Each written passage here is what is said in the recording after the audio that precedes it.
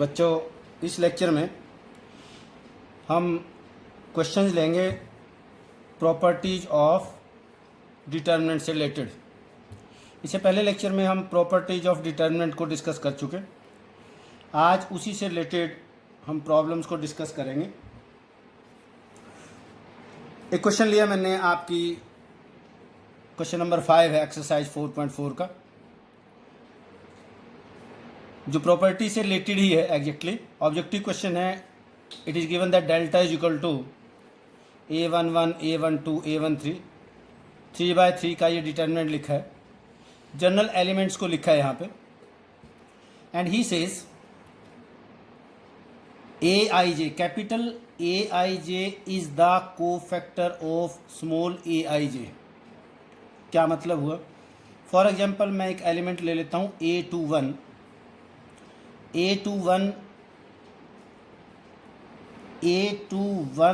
का कोफैक्टर कौन है?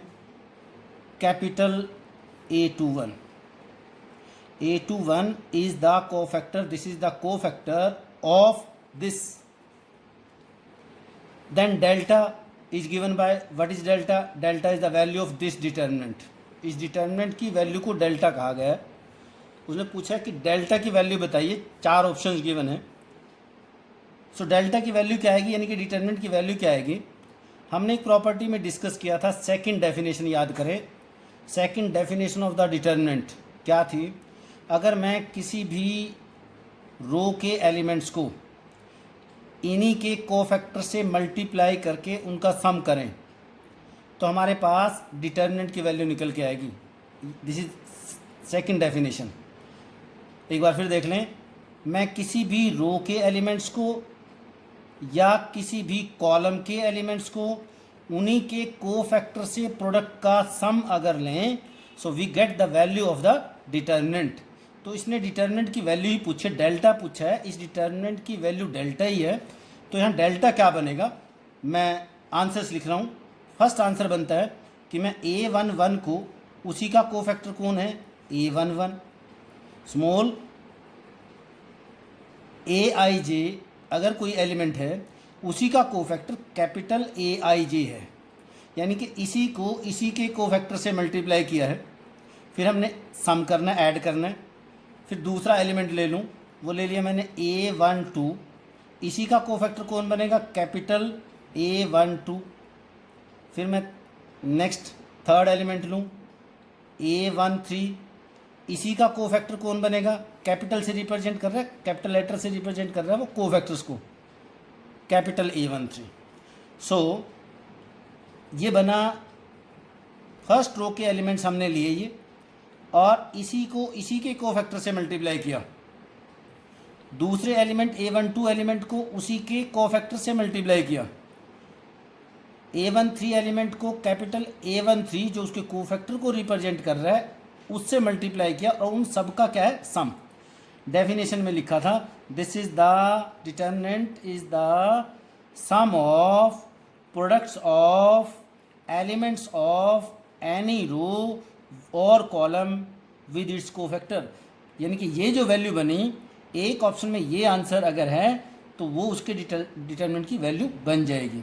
बहुत सारे ऑप्शन इसमें बन सकते हैं, और भी आंसर बन सकता है। अगर मैं इस आंसर को कॉलम की फॉर्म में लिखूं, दूसरे तरीके से लिखूं, हम कॉलम 1 से एक्सपेंड करके डिटर्मिनेंट निकाल लें, तो वो आंसर क्या बनता है? इसको चेंज करके वो दे सकता है ऑब्जेक्टिव में। बुक में सपोज करें ये लिखा है, तो आपके आंसर में ये ना लिख के कुछ और आंसर लिखिए। वो लिखेगा a11। अब की बार मैं कॉलम के एलिमेंट्स को ले रहा हूँ। फर्स्ट कॉलम को सेलेक्ट किया और उसी को उसी के कोफैक्टर से मल्टीप्लाई का सम लेंगे। a11 को a11 से मल्टीप्लाई कर दिया। a21 एलिमेंट जो है, इसी का कोफैक्टर कौन बनेगा? a21। कैपिटल लेटर यूज करना है, वो शो कर रहा है कोफैक्टर्स को। a31 ये एलिमेंट, इसी का कोफैक्टर कौन बनेगा? Capital a31। ये भी डेल्टा को रिप्रेजेंट करेगा। मैं कोई भी रो ले सकता हूँ, मैं थर्ड रो भी ले सकता हूँ। इसको इसके कोफैक्टर से, इसको इसके कोफैक्टर से मल्टीप्लाई करें। a33 को इसी के कोफैक्टर से मल्टीप्लाई करके सबको ऐड करें तो we get the value of the determinant. हमारे पास डिटर्मिनेंट की वैल्यू आ जाएगी, हम किसी रो या कॉलम को यूज करें। जब हमने प्रॉपर्टी डिस्कस की थी, मैंने वहाँ को फैक्टर को यूज किया था कैपिटल सी लेटर से, सी फॉर को फैक्टर, CIJ, उसने चेंज कर दिया। उसने क्वेश्चन में ही मेंशन कर दिया कि मैं कैपिटल AIJ को को फैक्टर लिखूँगा। सो कोई बात नहीं, हमने CIJ को रिप्लेस कर दिया कैपिटल AIJ से। सो ये था इसका आंसर। किसी भी रो या किसी भी कॉलम को मैं यूज कर लूँ, चाहे इस कॉलम को इसके कोफैक्टर से मल्टीप्लाई करके सम करें, सो हमारे पास डिटरमिनेंट की वैल्यू आएगी। वहाँ इसी में एक और सुंदर प्रॉपर्टी यूज की थी, उसने बुक ने भी जो बाकी आंसर दिए हैं, जैसे A11, मैंने A11 में फर्स्ट रो को ले लेता हूँ, एलिमेंट्स तो ले लूँगा फर्स्ट रो के, और कोफैक्टर्स ले लूँगा सेकंड या थर्ड रो के। सपोज करें फर्स्ट रो के मैं कोफैक्टर ले रहा हूँ, इन तीनों कोफैक्टर को लूँगा, सॉरी फर्स्ट रो के एलिमेंट्स को लूँगा और थर्ड रो के कोफैक्टर्स को लेता हूँ, उनका सम करेंगे, प्रोडक्ट का सम। सो अगर मैं ऐसे लिखता हूँ A31, A11 फर्स्ट रो का फर्स्ट एलिमेंट है और A31 जो A4 कोफैक्टर इस पर्टिकुलर क्वेश्चन में ये कोफैक्टर को रिप्रेजेंट कर रहा है किसका, 31 एलिमेंट का, यानी कि इसका कोफैक्टर। अगर इसको रिमाइंड भी करें कैसे हमने निकालना होता है कोफैक्टर, इसकी कॉलम को छोड़ दें, इसकी रो को छोड़ दें, this into this minus this into this, ये वैल्यू इसकी है कैपिटल A31 की, प्लस फिर मैं A12 को लूँ और उसके साथ कोफैक्टर लूँ थर्ड रो का A32 प्लस A13 लूँ, फर्स्ट रो का ये एलिमेंट लिया, बट कोफैक्टर कौन सी का लूँ, कोफैक्टर किसका लूँ, A33। सो इस डिटरमिनेंट की जो वैल्यू आएगी, ये जो रिजल्ट आएगा, मुझे कभी भी कैलकुलेट करने की ज़रूरत नहीं है, हमेशा आंसर 0 आएगा। ये भी हम प्रॉपर्टी डिस्कस कर चुके। क्या था ये, अगर मैं किसी भी रो के एलिमेंट्स को लूँ और कोफैक्टर किसी दूसरी रो के लूँ, किसी भी दूसरी रो के, और उनकी प्रोडक्ट का अगर सम करें तो हमेशा डिटरमिनेंट की वैल्यू 0 आएगी। ये भी एक इम्पॉर्टेंट प्रॉपर्टी है जो हम डिस्कस कर चुके हैं। एग्जैक्टली सेम मैं कॉलम को भी यूज़ कर सकता हूँ। सपोज करें मैं एलिमेंट्स लूँ कॉलम 2 के और कोफैक्टर ले लूँ कॉलम 3 के एलिमेंट्स के, कोफैक्टर इनके ले लूँ और उनकी प्रोडक्ट का सम करें तो डिटरमिनेंट की वैल्यू हमेशा 0 आएगी। आइए एक लिख भी लें, मैं A12 को मल्टीप्लाई कर दूँ, अब की बार अब मैं इसको यहाँ कंप्लीट करके चेंज कर रहा हूँ, क्योंकि हो सकता है किसी दूसरे क्वेश्चन में कोफैक्टर को C से लिख दें, C4 कोफैक्टर्स यहाँ से उठा लें। सो मैं क्या कर रहा हूँ, अब कॉलम 2 के एलिमेंट्स को उठा रहा हूँ और कोफैक्टर लूँगा कॉलम 3 के। सो A12 कोफैक्टर लूँगा मैं A13 plus A22 into C23। A22 ये एलिमेंट है, मैं एलिमेंट्स यहाँ से ले रहा हूँ, कोफैक्टर यहाँ से ले रहा हूँ, कोफैक्टर ये लिया है, प्लस A32 एलिमेंट्स ये लिया और कोफैक्टर इस कॉलम का ले रहा हूँ, दैट इज C33। तो वैल्यू क्या आएगी, 0। यानी कि एलिमेंट्स मैं किसी पर्टिकुलर कॉलम के लेता हूँ और कोफैक्टर अदर देन दिस, इसको छोड़ के, यानी कि जिसके एलिमेंट्स लिए उसको छोड़ के किसी भी कॉलम के अगर कोफैक्टर्स लेता हूँ तो डिटरमिनेंट की वैल्यू हमेशा 0 आएगी।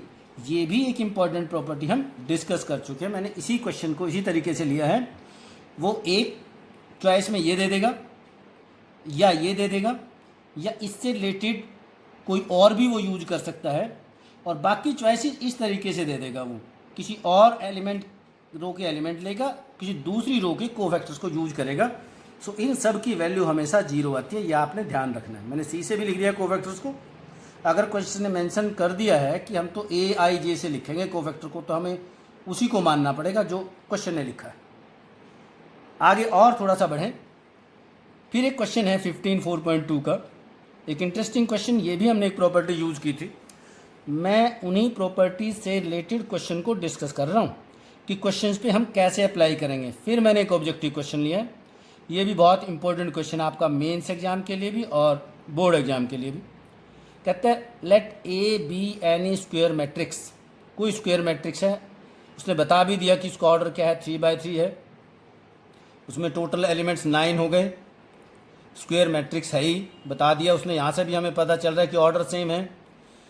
Then find the value of determinant of KA उसने ए मैट्रिक्स को दिया नहीं एलिमेंट्स क्या हैं, बस आप रिजल्ट निकालिए कि कौन सा रिजल्ट आएगा। प्रॉपर्टीज़ की हेल्प से हम इसके आंसर को डायरेक्ट निकाल लेते हैं। ये मोस्ट इंपॉर्टेंट प्रॉपर्टी है, बहुत इंपॉर्टेंट है। आइए डिस्कस करें कैसे निकालते हैं।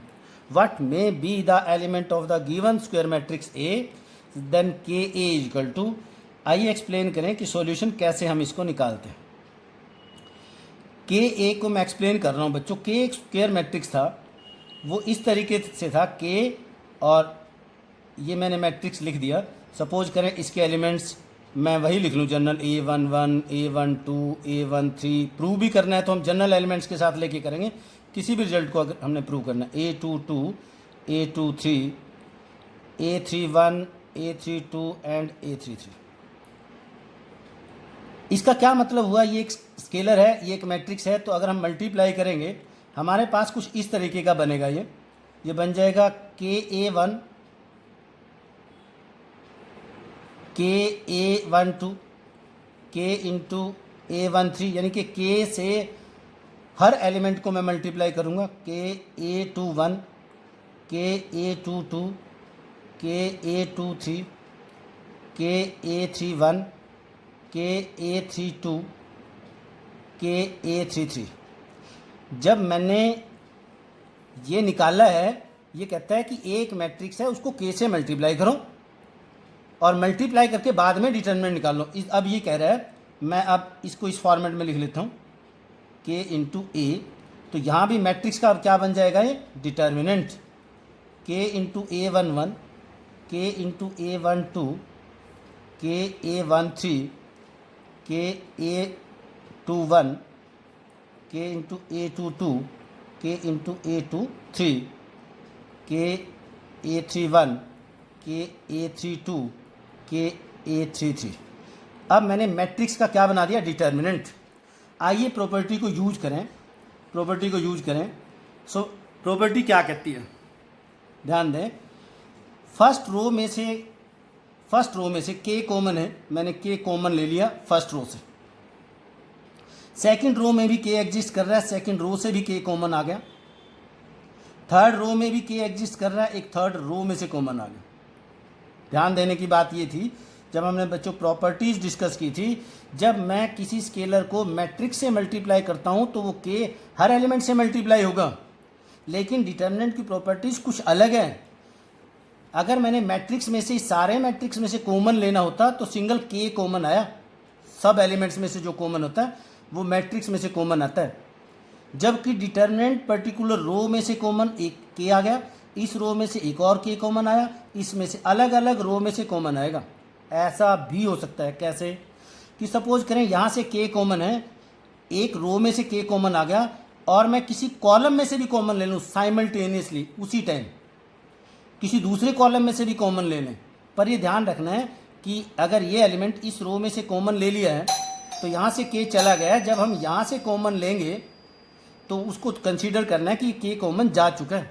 सो बाकी मेरे पास कौन बचा, मेरे पास ये एलिमेंट्स बचे कौन, A11, A12, A13, A21, A22, A23, A31, A32, A33। अब सिंप्लीफाई अगर करें, ये बना K cube into determinant of A। ये कौन बना, जो A हमने लिया था उसका determinant, K cube into determinant of A। So answer बना, मैंने कंप्लीट एक्सप्लेन किया इसको कि कैसे आंसर आया। तो बच्चों ये आंसर आया, एक में लिखा था K into determinant of A, K square लिखा, K क्यूब लिखा, इसमें लिखा था 3K। बच्चे भाई यहाँ से 3K को यहाँ ले लें, 3K into determinant of A, तो K cube into determinant of A आया। अब मेरा मन कर रहा है कि मैं आपको और अच्छे से एक्सप्लेन करके इस प्रॉपर्टी को बताऊं। अगर सपोज करें जो बच्चों गिवन A मैट्रिक्स है, सपोज करें वो हमारे पास n बाय n ऑर्डर का है। जनरल प्रॉपर्टी ये है, A is a square matrix of order n by n, then determinant of K into A is equal to K to the power n into determinant of A। ये है असली property, general property. जैसे ये 3/3 का था तो K cube common आ गया। समझ आपको आ गया कि कैसे आया। मैंने तीनों रो में से K कॉमन ले लिया, मैं तीनों कॉलम में से भी K कॉमन ले लेता तब भी यही आंसर आता। जैसे मर्जी हम करें, सो ऑर्डर पे डिपेंड करेगा कि अगर 3/3 का है तो k क्यूब आएगा, 4/4 का अगर लिखता है तो k की 4 आ जाएगा, अगर है 2/2 का लिखता है तो k की 2 आएगा। जनरल रिजल्ट ये है, उस स्केलर की पावर जो a का ऑर्डर है वो आएगी इनटू डिटरमिनेंट ऑफ a। इसका प्रूफ हुआ। ये ऑब्जेक्टिव क्वेश्चन निकालने का डायरेक्ट रिजल्ट हुआ। प्रूफ मोस्ट कॉमनली पूछा तो नहीं जाता है, फिर भी अगर आए तो जनरलाइज करके इस तरीके से हमने जर्नल मैट्रिक्स लेके प्रूव करना होता है कोई भी रिजल्ट। ये नहीं है कि आप एलिमेंट 1 2 3 4 5 6 ऐसे एलिमेंट लिख के प्रूव करके दिखा दो, वो नहीं मानना होगा। इसी तरीके का एक और क्वेश्चन दूसरे फॉर्मेट में लेंगे हम। अगला क्वेश्चन किसी और तरीके से इसको भी लेते हैं, ध्यान दें वो कैसे हैं। आइए इसी से एक रिलेटेड एक क्वेश्चन मैं डिस्कस करूंगा। इन क्वेश्चंस के बाद करूंगा, ये भी चेक हो जाएगा कि आपको प्रॉपर्टी थोड़ी देर के बाद वो याद रहती है। पहले कुछ और डिस्कस करते हैं बीच में, फिर रिलेटेड क्वेश्चन हम लेंगे। वैसे अब हम डिस्कस करते हैं एक और topic, area of triangles by using the determinant whose vertices are x1 y1 x2 y2 and x3 y3। ABC is a triangle. सब बच्चों को मालूम है कि एरिया जब हम निकालते हैं, यानी कि ट्रायंगल के अंदर का जो पार्ट है, इसको हम निकाल रहे होते हैं कि कैसे निकालना है। छोटी क्लास में हमने कोऑर्डिनेट ज्योमेट्री की हेल्प से निकाला है एरिया, पर अब डिटर्मिनेंट पढ़ रहे हैं तो इसकी प्रॉपर्टीज, इसका यूज, इसकी एप्लीकेशन हमने डिस्कस करनी है कि हम ट्रायंगल्स का एरिया भी निकाल सकते हैं with the help of determinants. Formula है कि आप लिखेंगे delta represent the area of the triangle equal 1/2 into x1 y1, vertices को लिख लें आप x2 y2 x3 y3, और जो थर्ड कॉलम बचा है उसमें 1 1 1 लिखें और इस डिटर्मिनेंट की वैल्यू निकाल दें। जो भी इसको सॉल्व करके आएगा, डिटर्मिनेंट हमें पहले निकालना था, वो एरिया ऑफ द ट्रायंगल आ जाएगा। उसको हम लिखेंगे, जो भी एरिया आएगा स्क्वायर यूनिट। जरूरी नहीं है मैं x1 x2 x3 ऐसे लिखूं, y1 y2 y3 को कॉलम वाइज लिखूं, 1 1 1 ऐसे लिखूं, आपकी चॉइस है। आप यूँ भी लिख सकते हैं x1 x2 x3 y1 y2 y3 and 1 1 1, आप ऐसे भी लिख सकते हैं। इनकी आपकी चॉइस है, चाहे आप x1 y1 x2 y2 x3 y3 ऐसे रो वाइज लिखें या यूँ कॉलम वाइज लिखें। लास्ट रो या कॉलम जो भी बचेगा उसको आप 1 1 1 लिखें। ऐसा करने से अगर आप इसको सिंप्लीफाई करेंगे वही आंसर आ जाएगा जो आपने 10th क्लास में एरिया को निकाला था। अगर हम कोशिश करें, आइए एक्सप्लेन करके दिखाता हूँ। यहाँ पे जो स्पेस बच रहा है वो 1/2 इंटू क्या बनेगा, देखो वही फार्मूला बन जाएगा x1 इंटू, मैं यहाँ से एक्सपेंड कर रहा हूँ, फर्स्ट रो से एक्सपेंड करूँगा तो आपका होता था x1 इंटू इसकी कॉलम को छोड़ दें, रो को छोड़ दें, तो इसके डिटर्मिनेंट की वैल्यू आएगी बच्चों y2 माइनस y3। फिर मैं लिखूँगा, ऐड करते हैं हम x2 इंटू, मैंने पहले ही माइनस डाल लिया है। क्यों डाल लिया माइनस? क्योंकि यहाँ पे इसको इसी के कोफैक्टर से मल्टीप्लाई करना है, और ये 1 2 की पोजीशन पे एलिमेंट है तो माइनस साइन पहले ही डाल दिया क्योंकि नेगेटिव आएगा। इसकी कॉलम को छोड़ दें, रो को छोड़ दें तो मल्टीप्लाई बनेगा this into this, y1 minus y3। अगर मैं यहाँ पे प्लस डाल लूँ फिर मुझे ये क्रॉस मल्टीप्लाई ये डायरेक्शन में करने की बजाय पहले इनको मल्टीप्लाई करना पड़ेगा। वो लिखना पड़ेगा मुझे y3 माइनस y1 प्लस, ध्यान दें यहाँ पे x2 ये एलिमेंट लिखा है, इसी के साथ इसी का कोफैक्टर लिखा है। कोफैक्टर में मुझे ये मल्टीप्लाई करना था क्योंकि कोफैक्टर में इस पोजीशन पे माइनस साइन आता है, इसलिए पहले मैंने क्रॉस मल्टीप्लाई को उल्टा किया। पहले इसको मल्टीप्लाई किया, y3 minus y1 plus x3 into this x3 into इसकी रो को छोड़ दें, कॉलम को छोड़ दें तो बना y1 माइनस y2। यही आपका एरिया का फार्मूला जो कोऑर्डिनेट ज्योमेट्री में आपने पढ़ा था, एग्जैक्टली वही आ गया 1/2 इंटू दिस एंड दिस। सो इतना लंबा हमें ना भी याद रहे पर हम यूज भी नहीं कर सकते। अगर आपने डायरेक्ट ये फार्मूला यूज करके क्वेश्चन को सॉल्व कर दिया आपको मार्क्स नहीं मिलेंगे। आपको क्वेश्चन को डिटर्मिनेंट की फॉर्म में इस तरीके से रिजल्ट को लिखना पड़ेगा, फिर उसके डिटर्मिनेंट को निकालना है, वो आंसर आएगा तब मार्क्स मिलेंगे। ये आपने ध्यान रखना है। चाहे वो लिखे क्वेश्चन में with the help of the determinant, वो ना भी लिखें, ऑब्वियसली आपके डिटर्मिनेंट में ही आएगा क्योंकि और किसी टॉपिक में ये है ही नहीं है एरिया को फाइंड आउट करना। वो क्वेश्चन को रोटेट करेगा, वो इस तरीके से भी क्वेश्चन को पूछ लेगा find the area of the triangle whose vertices are this and this. तो आप एरिया कैसे निकाल लेंगे, area is equal to 1/2 into 2 7 1 1 and 10 8, third column बचा, मैंने इसको 1 1 1 लिख दिया। आप इसको कैलकुलेट कर लेंगे 1/2 इंटू किसी भी रो से एक्सपेंड कर दूँ, रो 1 से कर दूँ चाहे कॉलम 1 से कर दूँ, 2 इंटू इसकी कॉलम और रो को छोड़ दें। सो क्या बना, मैं मल्टीप्लाई कर रहा हूँ, ये बना 1 - 8 - 7 इंटू, मैं पहले ही माइनस डाल देता हूँ, प्लस माइनस प्लस डलता है, माइनस डाल दिया है, कोफैक्टर के नाम का माइनस डाला है, ये इसको छोड़ दो, इसके कॉलम को छोड़ दो, मल्टीप्लाई करें, ये बना 1 - 10 1 - 10 प्लस 1 इंटू ये 1 इंटू इसकी रो को छोड़ दो, कॉलम को छोड़ दो, मल्टीप्लाई करें 8 - 10, सिंप्लीफाई करें। सो एरिया आ गया, एरिया यहाँ बन गया, एरिया इक्वल टू, इसको कैलकुलेट करें 1/2 इंटू ये बना -7 इंटू 2 -14 -9 इंटू दिस, ये बन गया +63, यहाँ से बना -2, सिंप्लीफाई करके कैलकुलेट करें, जो भी आंसर आएगा ये आंसर बनेगा -16 बन गए। तो 1/2 इंटू -1/2 इंटू यहाँ माइनस करने बनेगा 7 16, मैं 16 को 63 में से माइनस कर रहा हूँ, यहाँ हमारे पास 514, हमारे पास नेगेटिव आया, but area can never be negative, so therefore it is 47/2 square unit. आपने ऐसे आंसर को लिखना, ये एरिया निकल गया। फिर क्वेश्चन को थोड़ा सा रोटेट करके इस तरीके से भी पूछ सकता है, prove that points are collinear, these points are given A B and C. So collinear निकालने हैं, तो कॉलिनियर के लिए क्या होगा, एरिया को 0 प्रूव करेंगे। सो हम डेल्टा निकाल लें, और डेल्टा को निकालते हैं, कंपोनेंट लिखें A B plus C, B C plus A, C A plus B, 1 1 and 1। इसका फिर डिटरमिनेंट निकाल लें, एरिया निकाल रहे हैं, तो एरिया निकालना है तो 1/2 इंटू लिखेंगे। सो ये क्या आ जाएगा 1/2 इंटू, फिर इसको एक्सप्लेन करें, ये बनेगा ए इंटू, यहाँ से कर रहा हूँ मैं एक्सप्लेन, रो और कॉलम को छोड़ दें तो दिस इंटू दिस, ये बन गया बच्चों सी प्लस ए माइनस बी, मैंने डायरेक्ट लिख दिया है दिस माइनस दिस, जब ये माइनस करेंगे दोनों के साइन चेंज कर दिए। फिर मैं कॉलम से अब की बार एक्सप्लेन कर रहा हूँ, हर बार हम एक्सपैंड करते हैं रो से, अब की बार कॉलम से एक्सपैंड करते हैं।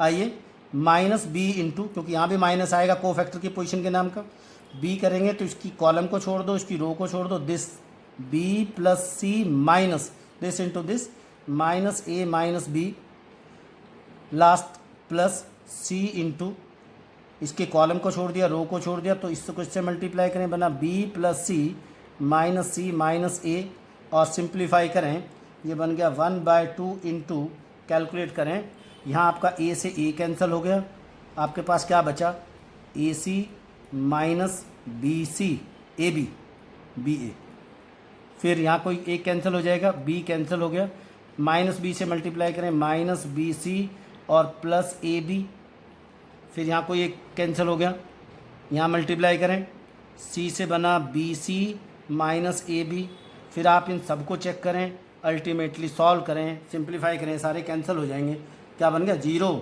देयरफॉर पॉइंट्स आर कोलिनियर, यानी कि एरिया की हेल्प से पॉइंट्स को कोलिनियर प्रूव करना है। वो और भी तरीके से क्वेश्चन को चेंज कर सकता है, वो यहाँ पे के दे देगा किसी एक एलिमेंट में, सपोज करें यही क्वेश्चन है, फाइंड द वैल्यू ऑफ के सो दैट द पॉइंट्स 2 7 1 1 10 के आर कोलिनियर। आप के की वैल्यू फाइंड आउट करिए कि पॉइंट्स कोलिनियर है, तो आप इस एरिया को 10 8 की जगह यहाँ पे क्या लिखेंगे के, और इसको किसके इक्वल रख देंगे 0 के, because points are collinear, so area को किसके इक्वल रखेंगे 0 के, यहाँ से के आ जाएगा, हर 8 की जगह के आएगा, 0 के इक्वल रखेंगे तो के की वैल्यू आ जाएगी। सो इस तरीके से किसी अननोन की वैल्यू को भी वो पूछ सकता है कि वैल्यू फाइंड आउट करिए, prove that points are collinear. वो ये भी कहेगा, कोई ज़रूरी नहीं कि कोलिनियर दे, पर्टिकुलर एरिया दे दे। एक और क्वेश्चन है इंटरेस्टिंग इसी से related, it is given that the area of the triangle is 35 square unit with the vertices this and this, then find the value of K. Objective के form में बना दिया क्वेश्चन, 3 एलिमेंट्स 3 वर्टिसेस गिवन है, 2 - 6 5 4 and k 4, find the value of k so that the area is this. सो आप इस question को कैसे सॉल्व करेंगे, आप लिखेंगे अकॉर्डिंग टू क्वेश्चन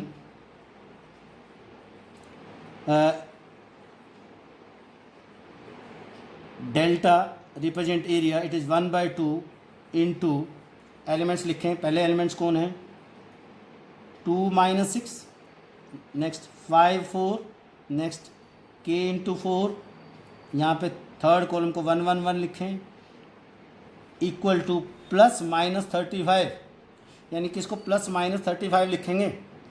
आप यहाँ से कैलकुलेट करके एक बार तो +35 के इक्वल रखेंगे, उससे k की वैल्यू आएगी 2, तो बच्चों यही चला जाएगा, 70 बन जाएगा अगले स्टेप में। आप इसको एक्सपेंड करेंगे, एक बार +35 यूज करेंगे तो k की वैल्यू आएगी, और एक बार -35 को यूज करेंगे तब k की वैल्यू आएगी, तो 2 आंसर निकल के आएंगे। अब आप सोचते होंगे सर प्लस माइनस क्यों रखा, आप चेक करें, यही बच्चों हमने इसी क्वेश्चन में एरिया निकाला था।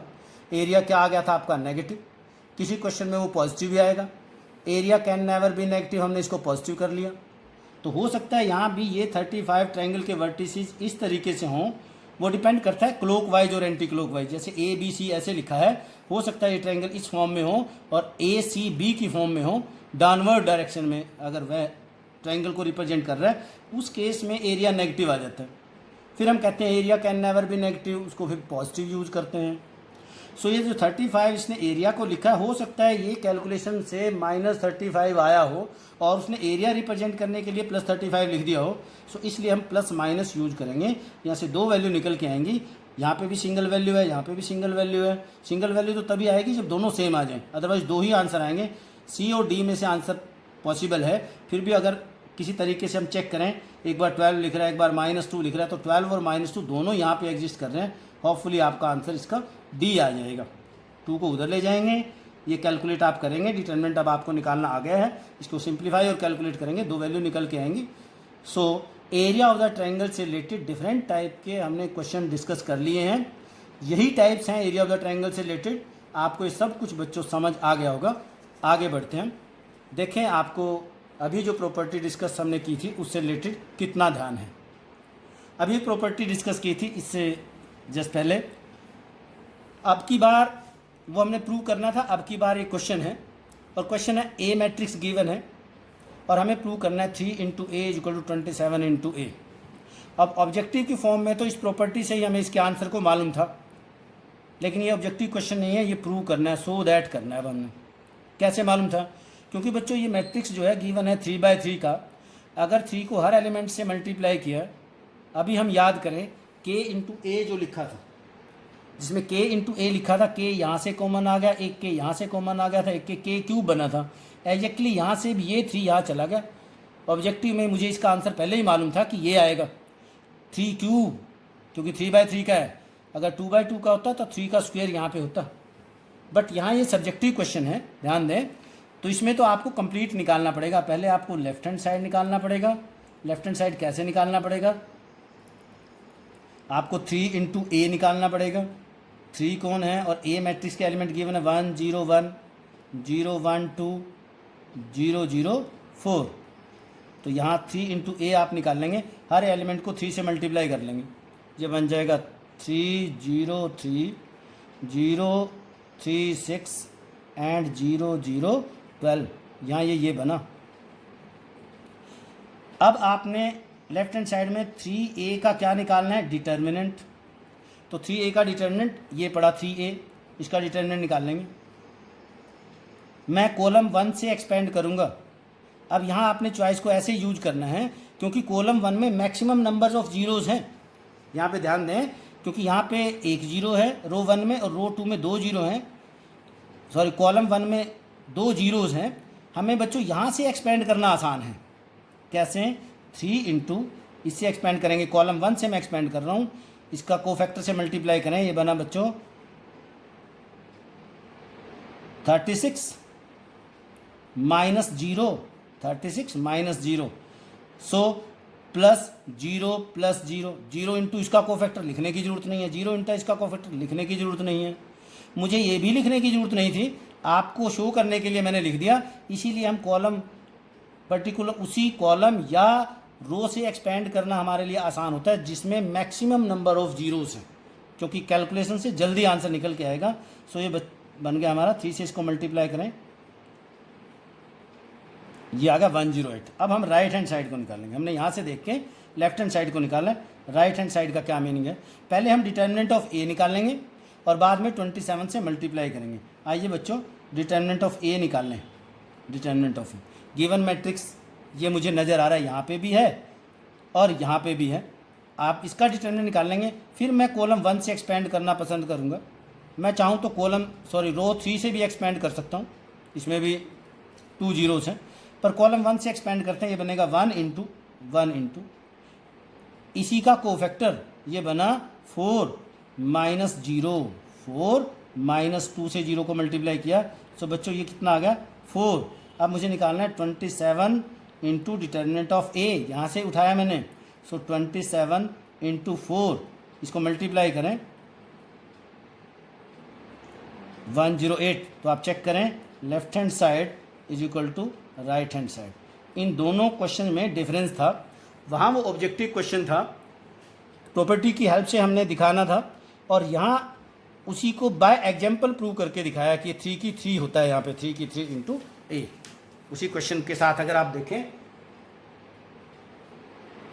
वो k इंटू ए से अगर मैं इसको रिलेट करके दिखाऊं, वहाँ हमने प्रॉपर्टी को ऑब्जेक्टिव को यूज किया था और यहाँ पे क्वेश्चन को एक्सप्लेन किया। दोनों में मैं एक बार दिखा दूं आपको, कहाँ था वो, देखना एक बार बच्चों। ये यहाँ से रिलेट कर रहा हूँ।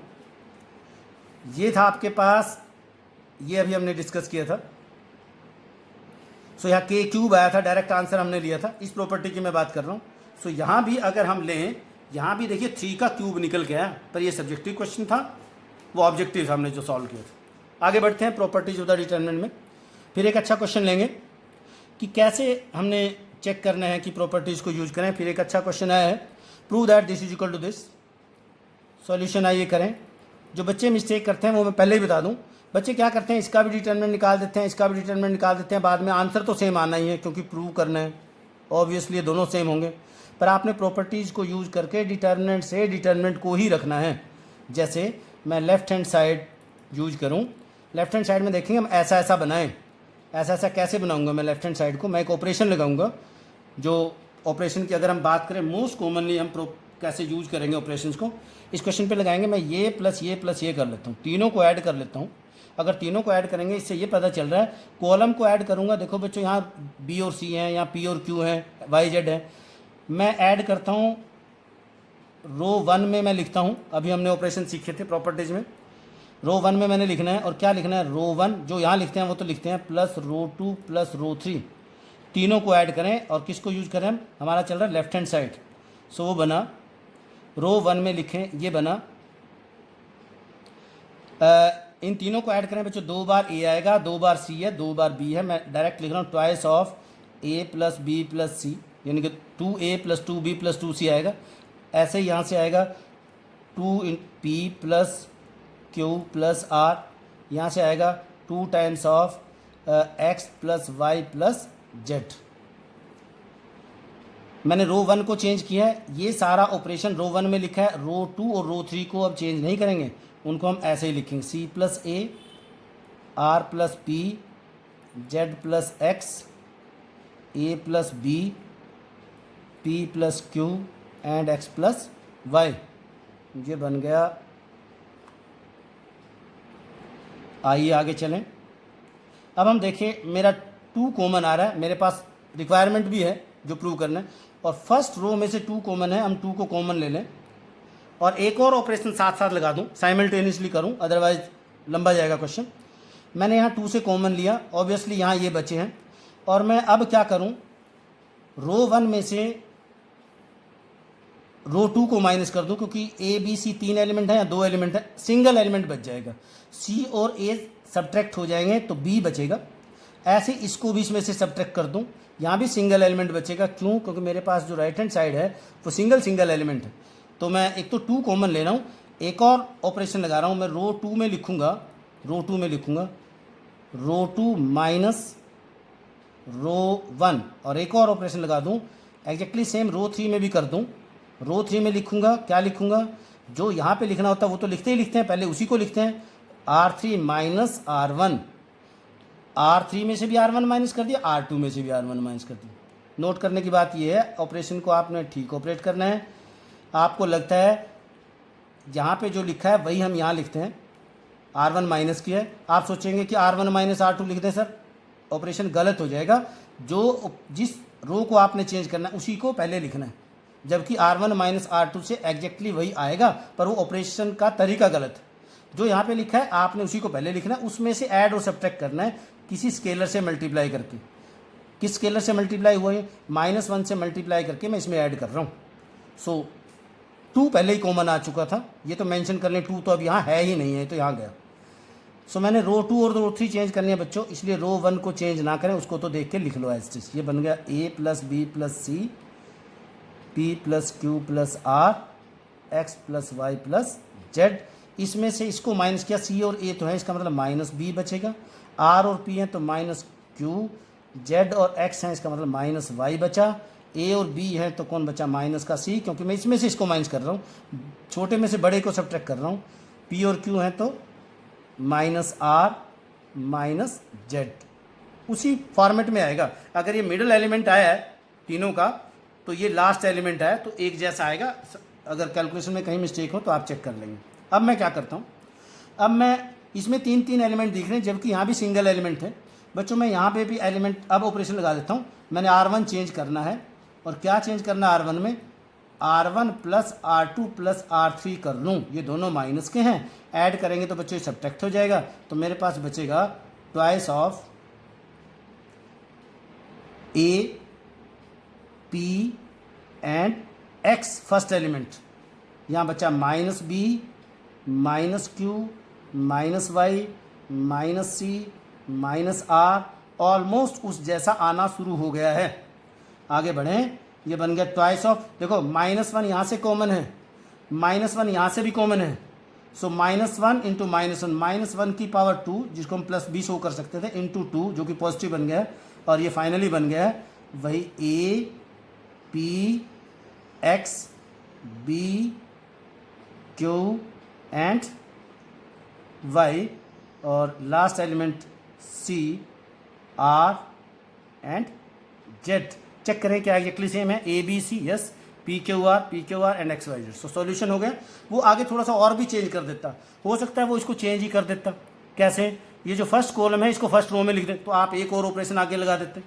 हमने प्रॉपर्टी को पढ़ा था कि determinant of A is as same as determinant of A transpose, यानी कि इसका ट्रांसपोज भी पूछ सकता है। बच्चे यहाँ कन्फ्यूज हो जाते हैं, वो एक ज़्यादा अच्छा बन जाता है कि इसको थोड़ा सा चेंज करें, इसको इसका ट्रांसपोज लिख दे, यानी कि वो आंसर को लिख देता कुछ इस फॉर्मेट में। मैं आपकी नॉलेज के लिए आपको बता रहा हूँ, वो हो सकता है वो ये भी लिख देता, ये तो प्लस का 2 बन ही गया, वो A B C first column का first row, second P Q R और X Y Z, यहाँ इतना भी चेंज करके वो क्वेश्चन को पूछ सकते हैं, तो आप इसको भी इस तरीके से कंप्लीट कर लेंगे।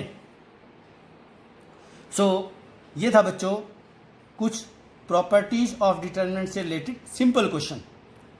अगले एपिसोड में, अगले जो लेक्चर में हम करेंगे उसमें कुछ कॉम्प्लिकेटेड और इम्पोर्टेंट क्वेश्चन बोर्ड एग्जाम के लिए और कॉम्पिटिटिव एग्जाम्स के लिए डिस्कस करेंगे। ये थे बिल्कुल सिंपल क्वेश्चन, थोड़े से अच्छे क्वेश्चन डिस्कस करेंगे। वो क्वेश्चन जैसे ही हमारे हो जाएंगे उसके बाद डिटर्मिनेंट कंप्लीट हो जाएगा। जो बच्चों को ये मुश्किल लगता है पार्ट, होपफुली आपको आसान लगेगा। ठीक है बच्चों, ध्यान देंगे, ध्यान से पढ़ेंगे। All the best.